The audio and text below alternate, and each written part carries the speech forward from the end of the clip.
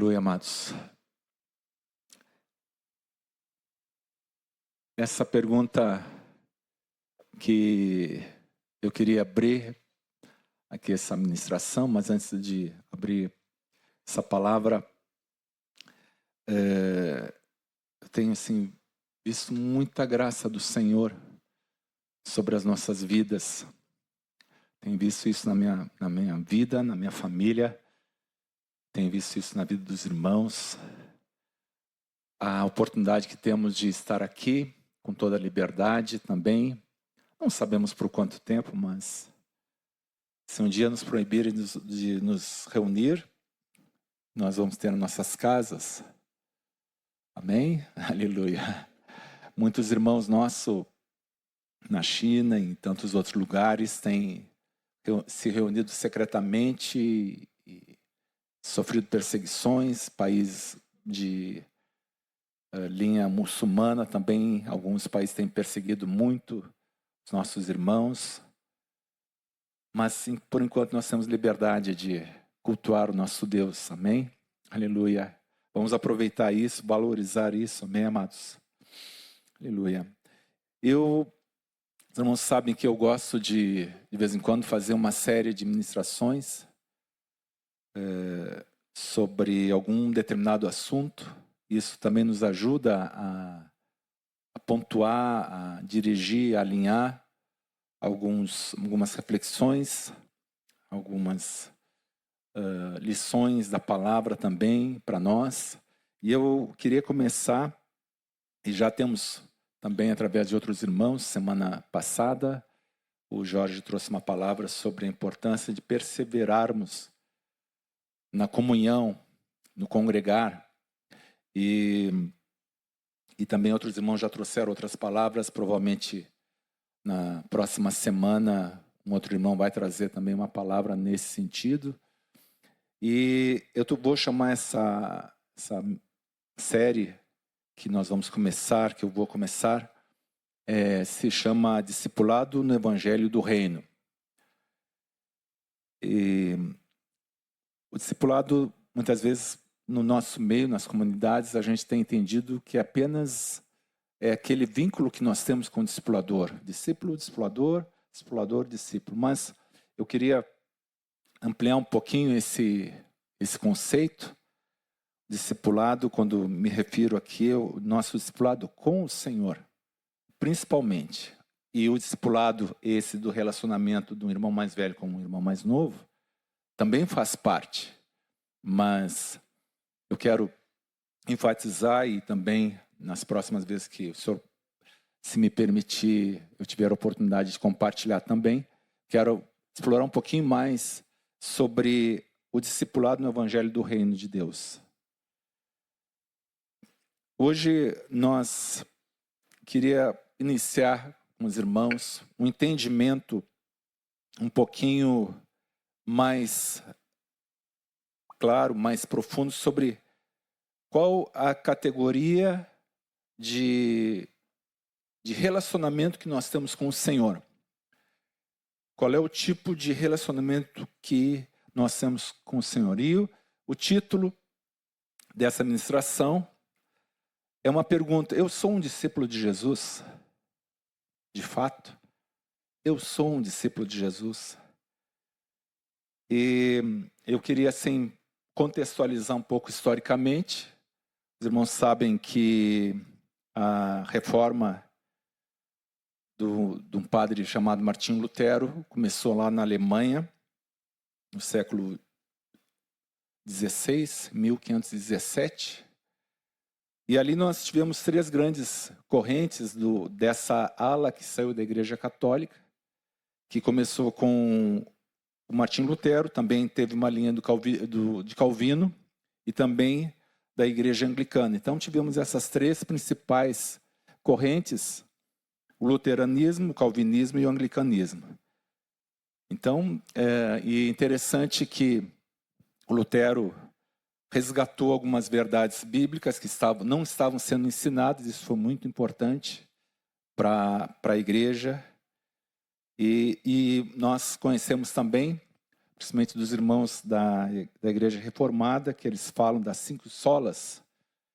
Somente apenas a Escritura, apenas a fé, apenas a graça, apenas Jesus Cristo e apenas tudo é para a glória de Deus. Sola Escritura, sola fide, sola gracia, solus Christus e soli Deo gloria. E tudo isso foi muito importante para corrigir o rumo que a igreja estava vivendo, e nós não questionamos isso. Só que dentro de toda a história da igreja houveram muitas divisões e muitos desvios, e muita heresia também. E a essência do verdadeiro evangelho foi se perdendo, foi se diluindo. E cada vez aconteceram mais distorções da compreensão do evangelho do reino de Deus. E o que é ser discípulo? E há uma ideia equivocada, uma ideia que se consolidou no meio evangélico, principalmente após aquelas grandes campanhas evangelísticas. Eu não estou questionando aqui do benefício e da utilidade e do quão importante foi isso, como as campanhas do Billy Graham e tantos outros.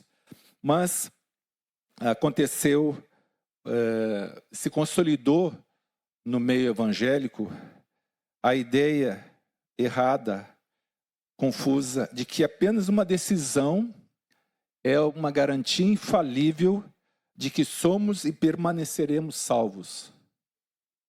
Eu queria que os irmãos prestassem muito bem atenção nisso. Há uma ideia, principalmente no meio evangélico, que apenas uma decisão, é uma ideia enganosa, apenas uma decisão, um dia que eu levantei minha mão e me decidi, eu quero receber o Senhor Jesus como meu Senhor e Salvador, que isso bastaria para eu ser e permanecer salvo. E eu quero mostrar aos irmãos aqui o que a palavra de Deus diz sobre isso.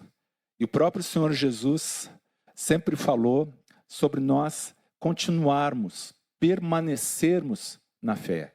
Nós vamos observar nas cartas de Jesus às igrejas em Apocalipse, hoje foi até lido uma parte de Apocalipse aqui, que o Senhor Jesus fala a eles, para cada igreja, a necessidade de continuar, perseverar, permanecer. E é isso que eu queria falar um pouquinho aos irmãos nessa manhã. Amados, eu queria ler com vocês 2 textos que se encontram primeiro na carta aos Efésios, depois na carta aos Hebreus. Em Efésios 2, 8 a 10, diz assim: porque pela graça sois salvos, mediante a fé. E isso não vem de vós, é dom de Deus. Não de obras para que ninguém se glorie. Muitas vezes nós já ouvimos alguns pregadores, já ouvimos alguns irmãos se detendo a apenas esse versículo da primeira parte aqui de Efésios 2. Mas, amados, olha o que diz em seguida. Pois somos feitura dele. No original, essa feitura é poema. Olha que coisa linda, né? Nosso Deus é poético, né?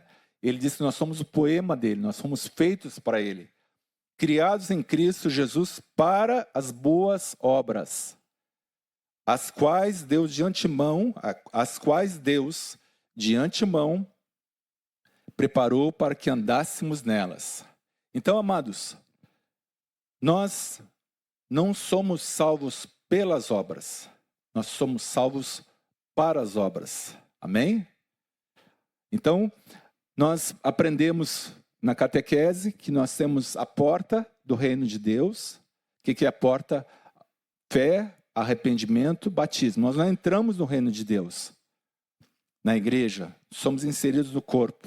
Mas há um caminho até chegar a um alvo. Amém? Sermos semelhantes a Jesus. Perseverarmos até o final. Quando seremos arrebatados pelo Senhor ou na nossa morte iremos estar com o Senhor Jesus. Então, amados, esse primeiro texto que eu queria que os irmãos gravassem: somos salvos pela graça.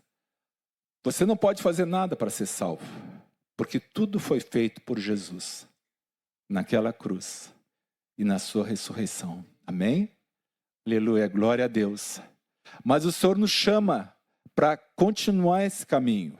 E outro texto que eu queria ler, também uma carta de um irmão para os hebreus, para os judeus da época da dispersão. Nós não sabemos quem é o autor de Hebreus, mas nós sabemos que o autor é o Espírito Santo, porque é um livro maravilhoso, um livro inspirado. E olha o que o autor diz, Hebreus 6, primeiro versículo, só a primeira parte que eu queria ler, e do 4 até o 12. Estou lendo na revista atualizada. Quem tiver a revista atualizada pode acompanhar na sua Bíblia. Ou vai ser projetado aqui. Por isso, pondo de parte os princípios elementares da doutrina de Cristo, deixemo-nos levar para o que é perfeito. E o verso 4. É impossível, pois, aqueles que uma vez foram iluminados e provaram o dom celestial e se tornaram participantes do Espírito Santo e provaram a boa palavra de Deus e os poderes do mundo vindouro e caíram. Sim, é impossível outra vez renová-los para o arrependimento, visto que de novo estão crucificando para si mesmos o Filho de Deus e o expondo à ignomínia, porque a terra que absorve a chuva, que frequentemente cai sobre ela e produz erva útil para aqueles por quem é também cultivada, recebe bênção da parte de Deus, mas se produz espinhos e abrolhos, é rejeitada e perto está da maldição, e o seu fim é ser queimada. Quanto a vós outros, todavia, ó amados, estamos persuadidos das coisas que são melhores e pertencentes à salvação, ainda que falamos dessa maneira, porque Deus não é injusto para ficar esquecido do vosso trabalho e do amor que evidenciastes para com o seu nome, pois servistes e ainda servis aos santos. Desejamos, porém, continue cada um de vós mostrando até o fim, eu quero sublinhar essa palavra, até o fim, a mesma diligência para a plena certeza da esperança, para que não vos torneis indolentes, mas imitadores daqueles que pela fé e pela longanimidade herdam as promessas. Olha que tremendo, amados, aqui. O autor de Hebreus está dizendo que nós devemos continuar, buscar mais o Senhor, buscar mais a sua palavra. E ele alerta que nós não devemos nos desviar, porque ele relata aqui que aqueles que foram iluminados, que provaram o dom de Deus, que provaram do seu Espírito Santo, e esses que caem, é impossível outra vez renová-los para o rendimento. Aqui, só um esclarecimento, tem uma coisa você pecar e você viver em pecado. Então, o autor está falando aqui, aqueles que estão vivendo em pecado, que não querem se arrepender, que experimentaram do Senhor, mas voltaram atrás, estão crucificando, estão se tornando inimigos de Deus novamente. Mas o autor diz o seguinte, olha, mas eu sei que com vocês não é assim, vocês estão procurando as coisas melhores, as coisas pertencentes à salvação. E Deus não é injusto. Eu queria só dizer uma coisa para vocês, amados. Todos nós que cremos no Senhor Jesus, que ficarmos firmes até o final, seremos salvos. Mas aquilo que isso é motivo para uma outra ministração. Naquilo que você faz aqui, há um galardão. O pastor Luciano Subirá diz que Deus não é socialista. Quando chegar lá vai ter galardão diferente. Não vai ser todo mundo ganhar o mesmo galardão. Então isso é importante, a forma como a gente vive aqui. Os irmãos estão me entendendo? E a gente não tem nenhum pecado em saber que nós teremos galardão. Claro que nós não fazemos as coisas para recebermos a recompensa. Nós fazemos para agradar o nosso Senhor, amém? Mas, irmãos, quero dizer para vocês que há galardão. E aqui o autor da carta está dizendo que Deus não é injusto, está vendo o que nós estamos fazendo, está vendo o que você está fazendo, mesmo quando ninguém está vendo. Amém? Aleluia. Mas, adiantando um pouquinho mais, quais os tipos de relacionamento que nós podemos ter com o Senhor? Os irmãos estão lendo Lucas, alguns já avançaram um pouquinho mais, mas vocês vão observar que quando o Senhor Jesus iniciou seu ministério de pregação, libertação e curas, havia uma multidão que o acompanhava. Eu fico pensando se fosse hoje, né, e a palavra vai nos mostrando, não fala em números, mas só para a gente ter uma ideia, quando a gente vê a multiplicação dos pães, eram mais de 4, 5 mil homens, sem contar mulheres e crianças. Então, era muita gente. A palavra de Deus fala que muitas vezes alguns queriam tocar nele. Eu fico imaginando se fosse hoje, teria algum segurança para impedir. Imagina até de haver um tumulto, de haver alguma coisa, alguém se machucar. Então havia multidões. E o Senhor Jesus, os irmãos sabem, ele nasceu em Belém, na região da Judeia. Ele cresceu em Nazaré, tanto é ele era chamado de o Nazareno. E quando seus pais...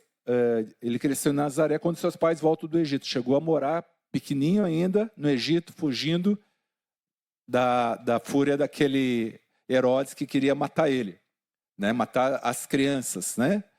Inclusive o rei dos reis. E ele morou um tempo em Cafarnaum, e a palavra de Deus nos mostra que ele desenvolveu seu ministério ao redor do Mar da Galileia, onde a maioria dos seus milagres foram realizados. Ele pregou também na região de Decápolis. Decápolis eram 10 cidades, uma região ali, que tinha uma influência grego-romana muito forte, né? A maioria eram gentios ali, né? E nós não imaginamos quantas pessoas acompanhavam ele. Só para a gente ter uma ideia, Lucas 6, 17, 19, não está aqui, eu vou ler para os irmãos. Lucas 6, 17 diz assim: e descendo com eles, Jesus, né, parou numa planura onde se encontravam muitos discípulos seus e grande multidão do povo. Olha o que a palavra separa: discípulos e multidão.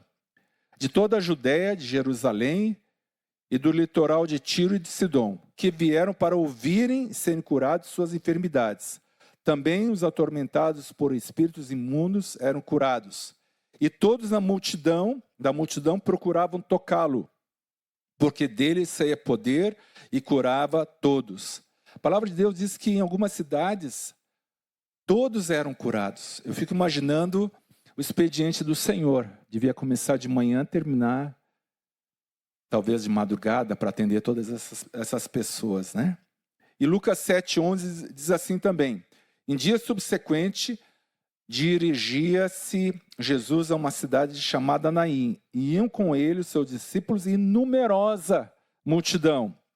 E no 17 diz assim: essa notícia a respeito dele divulgou-se por toda a Judéia e por toda a circunvizinhança. Então, irmãos, havia uma multidão de pessoas ao redor do Senhor Jesus que o seguiam.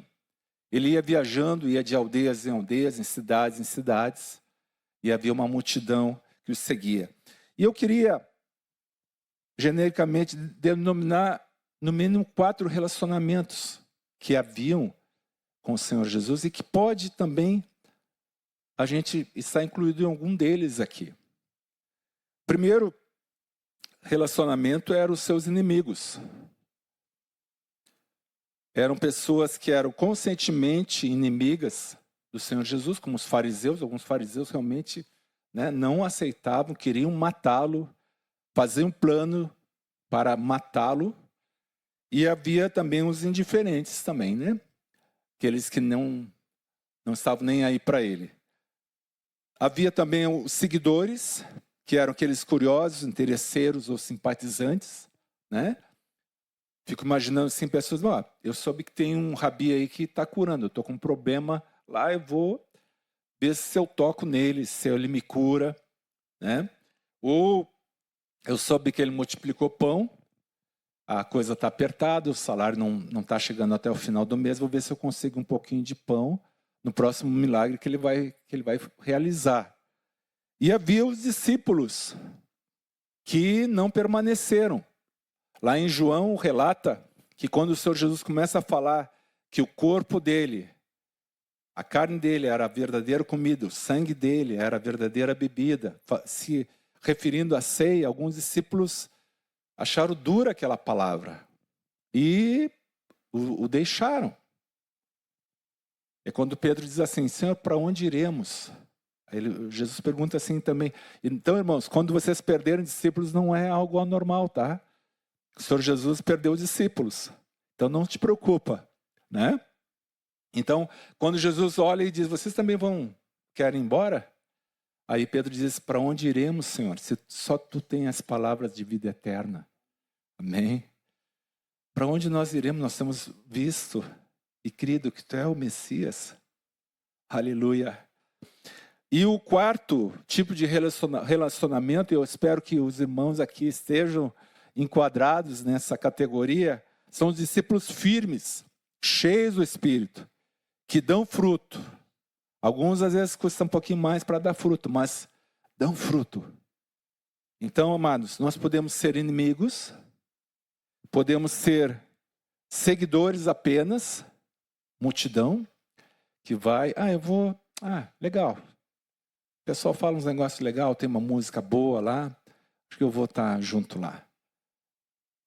Né? Mas não quer compromisso, não quer mudança de vida, não quer ser discípulo. E tem aqueles discípulos que começaram bem, mas por algum motivo eles não permanecem. E tem os discípulos firmes no Senhor. Amém?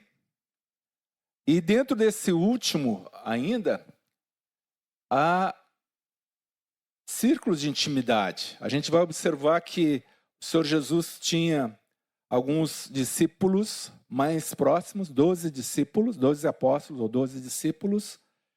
Tinha também Pedro, Tiago e João, que eram os três que andavam bem próximo a ele. E tinha um que se reclinava no peito de Jesus, o apóstolo João, o apóstolo do amor. Amém?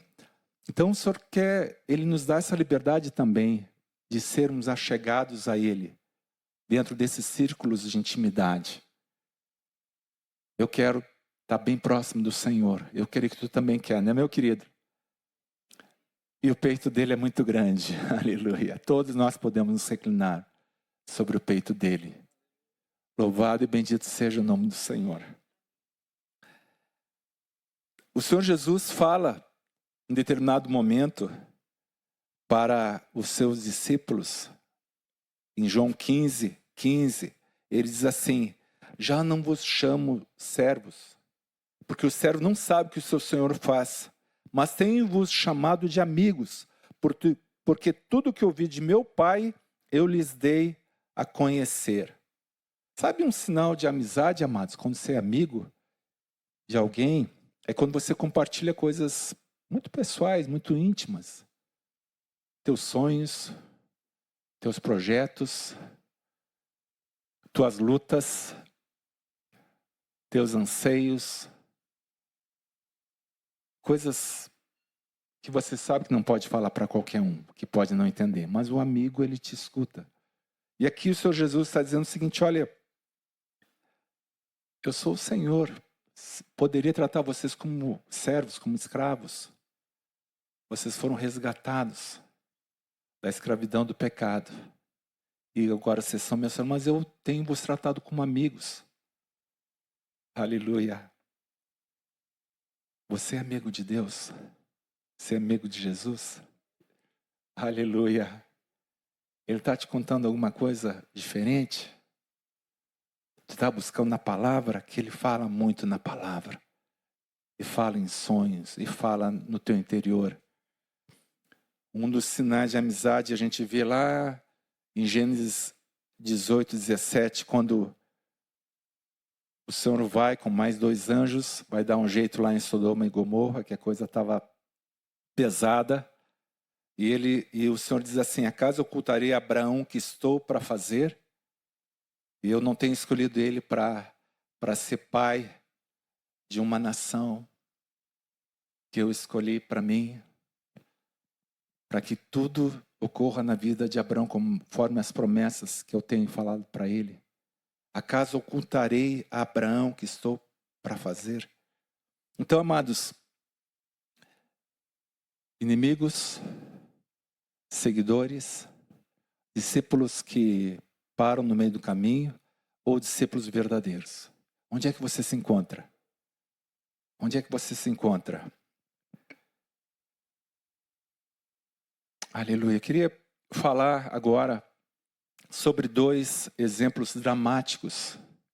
Eu creio assim que podem exemplificar muito claro, muito cristalino para nós essa questão dos relacionamentos e como eles podem mudar rapidamente. O primeiro exemplo, esse rapaz foi chamado por Jesus, tinha um futuro promissor, foi usado no envio de Jesus, junto com outro rapaz chamado Simão. E os irmãos já leram isso. Em determinado momento, o Senhor Jesus manda seus 12 discípulos, de 2 em 2, 6 duplas, para pregar o evangelho, para curar, para libertar de demônios, para operar milagres. E esse jovem, ele vai com esse companheiro dele, chamado Simão Zelote. O Simão era chamado de Zelote porque ele participava de um grupo nacionalista, um cara politicamente ativo que era opositor à ocupação de Roma. Então, esse rapaz era muito bom, tinha assim um futuro pela frente, assim como os outros apóstolos, né? Muitos deles foram martirizados, mas digo um futuro no Senhor, pregando, sendo um expoente na igreja naquela época. E esse rapaz era muito bom na parte de contabilidade e finanças. Então ele foi, o Senhor Jesus deixou ele cuidando da parte de finanças da sua equipe ministerial. Vocês já devem estar sabendo de quem eu estou falando, né? De Judas. E esse Judas, junto com Simão Zelote, ele viu os milagres de Jesus. Ele ouviu de perto as pregações. E também ele ouviu aquilo que Jesus falava à mesa, para um grupo restrito de pessoas. E andou com ele por 3 anos. Ele comia ao lado de Jesus. Então, amados, só uma explicação: Judas era um nome comum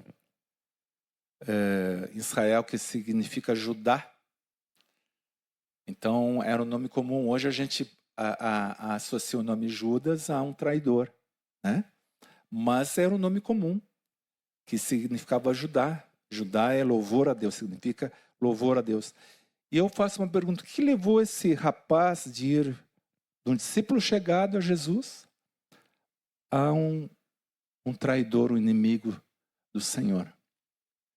Talvez pequenas licenças que ele lhe deu no trato com o dinheiro, no trato com o que ele estava administrando. E foi devagarinho, pequeno pecado, um pecado um pouquinho maior. Tanto é que o Senhor Jesus mostra, sabia que ele já estava roubando e ele se torna um inimigo de Deus, um inimigo do Senhor Jesus. Os irmãos entendem? Nós podemos começar bem e terminar mal. Como é que nós estamos andando? Como é que está a nossa vida de discípulo? Agora eu quero dar um exemplo totalmente diferente desse. Esse homem que eu vou me referir era um judeu, fariseu, que era uma linha religiosa extremamente zelosa do judaísmo. Era de uma família rica e educado com o melhor professor da época, chamado Gamaliel. O problema é que ele perseguia e consentia com a morte dos cristãos, bem no início da igreja. Na morte do primeiro mártir, Estevão, ele estava lá assistindo e consentindo com aquela morte. E a palavra de Deus em Atos 9 diz que ele respirava ameaças. Irmãos, eu não sei assim compreender o que é respirar ameaça, mas eu fico imaginando uma pessoa bufando, respirando com ódio. Eu vou matar esses cristãos. Esses caras não estão servindo a Deus. Eles estão contra a religião de Moisés, contra a lei. E a palavra de Deus fala em Atos 9 que ele respirava ameaças. E ele pedia autorização para prender homens e mulheres do caminho. Chamava os irmãos do caminho, né? E ele dizia, olha, eu vou prender, não interessa se é mulher, eu vou prender, conforme for, talvez levava até criança junto. Então esse homem, naquele momento, ele era um inimigo de Deus. Ele estava totalmente contrário ao Senhor Jesus, até que ele um dia, ele tem encontro com o Senhor Jesus, no caminho de Damasco. Alguns dizem que ele caiu do cavalo. A gente não sabe se ele estava a cavalo ou não, não interessa, mas ele caiu. E ficou cego alguns dias. E ele tem encontro com o Senhor. De inimigo, ele passa a ser discípulo. Aleluia. Ele passa a ser discípulo. E um dos discípulos mais usados pelo Senhor Jesus, que nós podemos até hoje usufruir do legado que ele nos deixou através das cartas que ele deixou escritas. Que homem de Deus, que maravilha que o Senhor operou na vida dele. De inimigo, ao contrário de Judas, que era discípulo, se tornou inimigo. Paulo, de inimigo, se tornou um discípulo. Aleluia. Não sei se os irmãos já viram aquele filme, Paulo, Apóstolo de Cristo, se não me engano esse é o título. É um dos poucos filmes que eu chorei no final. Foi um filme muito bem feito, recomendo aos irmãos verem, que é esse o nome, Paulo, Apóstolo de Cristo. E ele fala da vida dele, mostra ali Lucas também, com o mesmo artista que fez A Paixão de Cristo, que faz o Jesus no papel, né, de Jesus, A Paixão de Cristo. Esse mesmo artista, ele faz o Lucas que acompanha Paulo em Roma. Só um adendo. Quando nós tivemos oportunidade de, esse ano, passar em Roma, lá nós vimos uma das cadeias que Paulo ficou. E é uma coisa assim, amados, tremenda. Era uma casa assim, claro que tem uma construção que foi feita depois, mas tem tipo uma escada que desce para um local assim, que tem só um buraquinho. Eu fico imaginando que ele não tinha banheiro para ir, ficou num lugar sem ver a luz do sol durante muito tempo, um lugar frio. Esse homem que Deus levantou era um inimigo de Deus e se tornou um discípulo. Aleluia.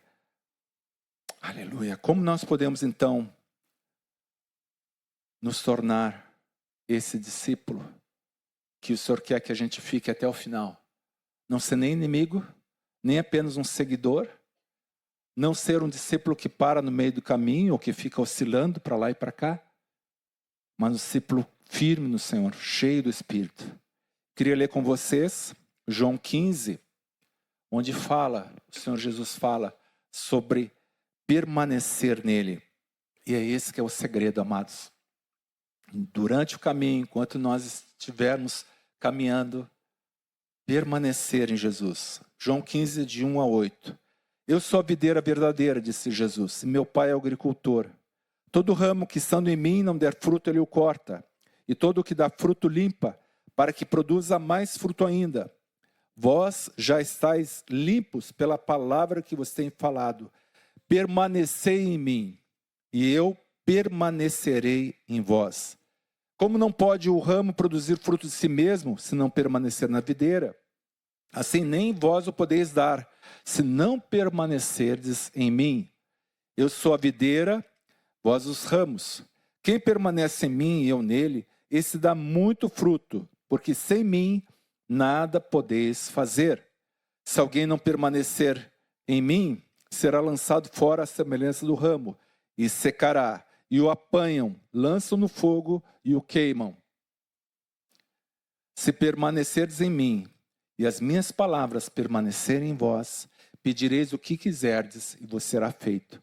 Nisto é glorificado meu Pai, em que deis muito fruto, e assim vos tornareis meus discípulos. Aleluia. Olha o que o Senhor Jesus fala. Nós vamos nos tornar discípulos dele, vamos ser reconhecidos como discípulos dele, se nós permanecermos nele e dermos fruto. Não te preocupe, muitas vezes a gente fala de fruto, fala de vidas ganhas para o Senhor, vidas que nós estamos discipulando, é isso também. Mas a palavra de Deus fala também que fruto é fruto do Espírito, fala sobre as características da tua vida, da expressão da tua vida, como tu está vivendo, o que tu estás fazendo. Tudo isso é fruto. Amém?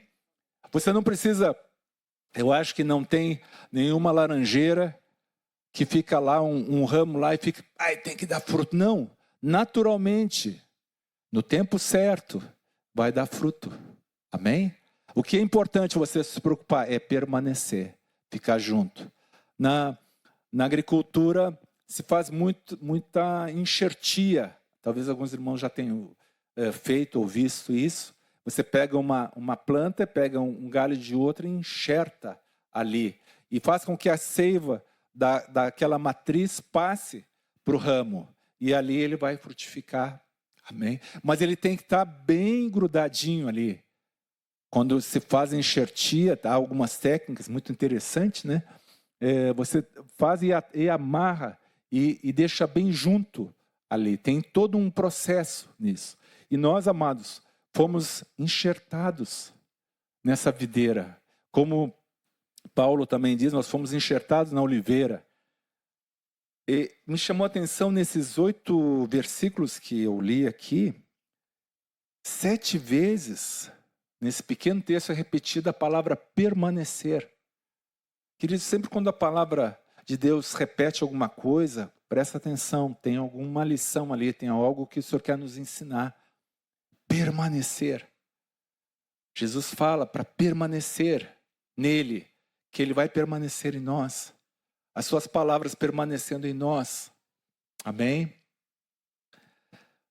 Quando o Senhor Jesus manda para a grande comissão, ele diz assim, ide pregar o evangelho a toda criatura. Parou só na pregação do evangelho? Ensinando-os a guardar todas as coisas que vos tenho ordenado. Amém? Há um processo que nós precisamos caminhar, aprender dia a dia. Aleluia. Romanos 11:17, falando um pouquinho sobre essa questão do enxerto.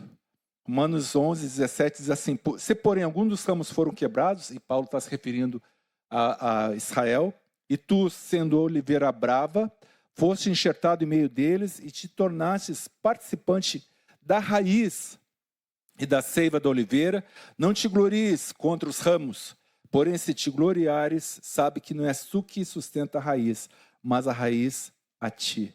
Aleluia. Glória a Deus. Tudo é dele, vem dele, é para ele. Amém? Aleluia. Então, amados, quando fomos enxertados nessa videira, esse ramo da árvore principal, quando nós entramos pela porta do reino de Deus, quando fomos batizados nas águas, quando fomos batizados no Espírito Santo, aleluia. 1 Coríntios 12:13 diz assim, pois em um só Espírito, todos nós fomos batizados em um corpo, quer judeus, quer gregos, quer escravos, quer livres, e a todos nós foi dado beber de um só Espírito. Amados, nós fomos enxertados, inseridos no corpo de Cristo. Amém? E agora recebemos dessa seiva maravilhosa, do fluir do Espírito em nossas vidas. Que tremendo, que maravilhoso. Aleluia. Só recordando, um primeiro ponto que eu estava abordando, nós não somos salvos pelas obras, mas nós somos salvos para as obras. Somos feitura dele, criados em Cristo Jesus, para as boas obras, as quais Deus de antemão preparou para que andássemos nelas. O Senhor Jesus disse o seguinte, em relação a falsos profetas, pelos seus frutos os conhecereis. A árvore boa dá bom fruto. A árvore má dá mau fruto. Então, amados, o Senhor nos salvou. E agora nós devemos viver para Ele uma vida digna daqueles que foram salvos pelo sangue precioso do Senhor Jesus. O autor também, o segundo ponto que estava falando, o autor de Hebreus nos adverte para nós não nos tornarmos inimigos de Deus ao viver no pecado. Lembra lá que nós lemos em Hebreus que ele diz o seguinte: aqueles que voltam para o pecado estão crucificando de novo a Jesus Cristo, estão se tornando inimigos, traidores. Então, amados, firmarmos a nossa carreira no Senhor é cada vez mais estarmos permanecendo no Senhor. Sou um discípulo de Jesus, voltando à primeira pergunta. Podemos ser inimigos que voltaram a viver em pecado. Podemos ser seguidores que buscam apenas os benefícios, mas não queremos compromisso. Podemos ser discípulos carnais que daqui a pouco não vamos permanecer. Eu volto a lembrar, Judas não caiu de uma vez só. Foi um processo. E assim também é o processo de um discípulo verdadeiro, um discípulo que quer o Senhor. Ele vai cada vez mais buscar o Senhor, buscar a santidade, buscar estar mais próximo dEle, ter compromisso. Amém? Aleluia. Temos permanecido no Senhor? Será que Ele está permanecendo em nós? Eu já falei algumas vezes para os irmãos, tem algumas partes que Jesus fala assim: não vos conheço. E estava falando para gente que fez milagres. Gente que operou curas, milagres. E ele diz: não vos conheço. Amados, eu tremo ao ler essa palavra. Eu quero ser conhecido pelo Senhor. Não precisa ser reconhecido pelos irmãos, por quem quer que seja, mas eu quero ser conhecido pelo Senhor. Amém? Eu creio também que você quer ser conhecido do Senhor. Esse é meu amigo. Aquela ali é minha amiga. Ela faz o que eu mando. Aquele ali é meu discípulo, meu amigo. Ele tem andado comigo. Na tribulação ele não caiu, ele ficou firme. Amém? Aleluia. Aleluia. Precisamos ter esse encontro real. Não apenas uma vez, amados, mas várias vezes. Quando o Senhor Jesus fala à igreja em Éfeso, ela diz, ela era uma igreja, doutrina perfeita, ortodoxia perfeita, tudo certinho, resistia aos maus apóstolos, fazia tudo certinho. Mas Jesus diz, tem contra ti, porém, que deixaste o primeiro amor. Amados, uma das coisas mais importantes no casamento é a gente manter a chama do primeiro amor. Os recém-casados aqui, ó, cultiva isso. Cultiva isso. Primeiro amor. As nossas esposas querem um marido apaixonado por elas. Amém? E os maridos também querem. Mas isso tem que ser cultivado. Não pode perder. O Senhor Jesus também está te dizendo nessa manhã, volta ao primeiro amor. Eu não quero te ver na beira do abismo. Não quero te ver inconstante. Para lá e para cá. Mas volta. Volta para o primeiro amor. Amém? Aleluia. Eu queria fazer uma pergunta para vocês. Se vivêssemos num país onde o cristianismo fosse proibido e você fosse preso, uma pergunta individual. Se você vivesse num país onde o cristianismo fosse proibido e houvesse leis rigorosas, e você fosse preso, haveria evidências reais, provas reais, para você ser acusado que realmente é um discípulo de Jesus?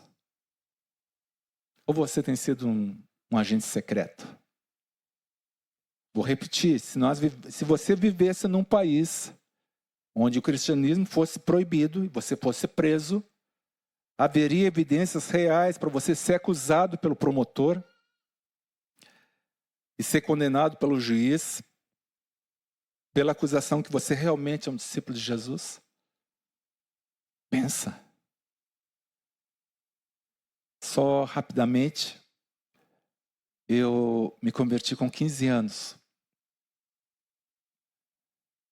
Era um rapaz medroso, tinha medo de dormir, achava que podia morrer quando estivesse dormindo, cheio de traumas.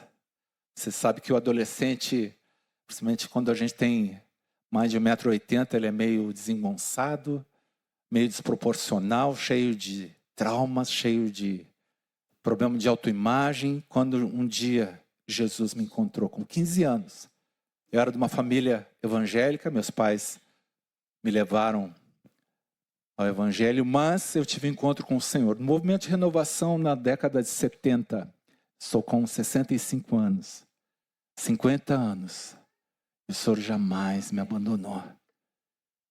O Senhor é fiel. Eu pisei na bola algumas vezes, com certeza, mas Ele não me abandonou. E eu quero dizer para você, jovem, vale a pena seguir a Jesus. Vale a pena ser um discípulo radical. E radical eu falo de raiz, firmado no Senhor, firmado na rocha. Vale a pena. 50 anos que eu estou vivendo, não sei quanto tempo. O Jamei diz assim, quando pergunta a idade da gente, a gente às vezes diz a idade que já passou, né? A gente tem que dizer a idade que vai ter para frente. Não sei se 20 ou 30, sei lá. Mas o Senhor sabe, 15, 20, 30. Mas até o fim eu quero servir o meu Senhor. Amém? Ser discípulo verdadeiro.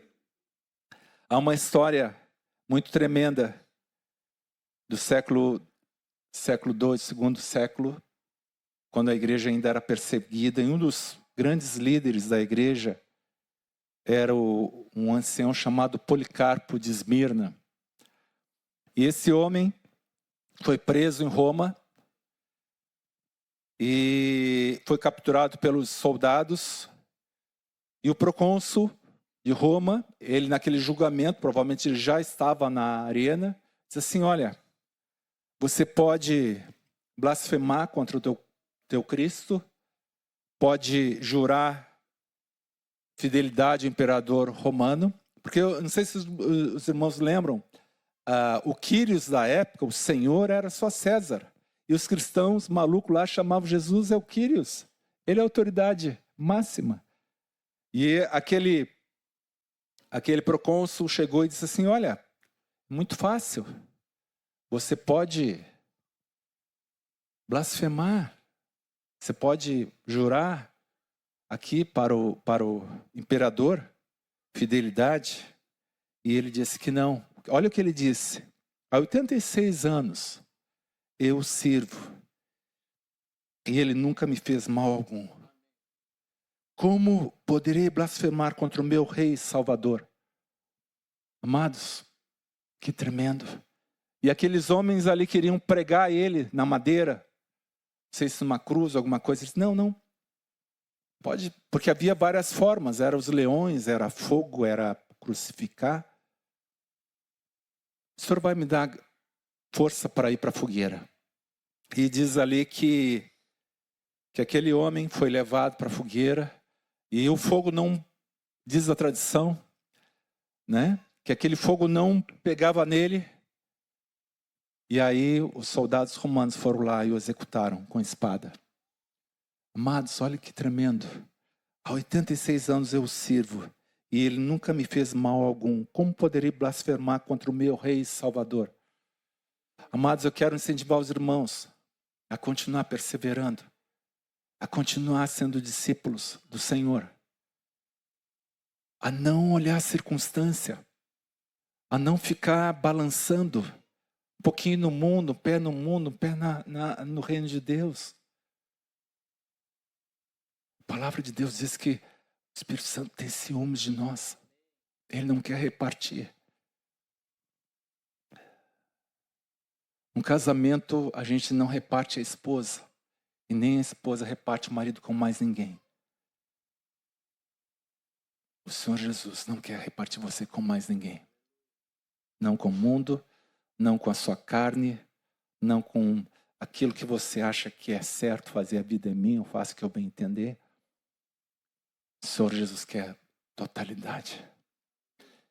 Minha esposa sempre fala aquele versículo: quanto ao Senhor, seus olhos passam por toda a terra para mostrar-se forte para com aqueles cujo coração é totalmente dele. Integral.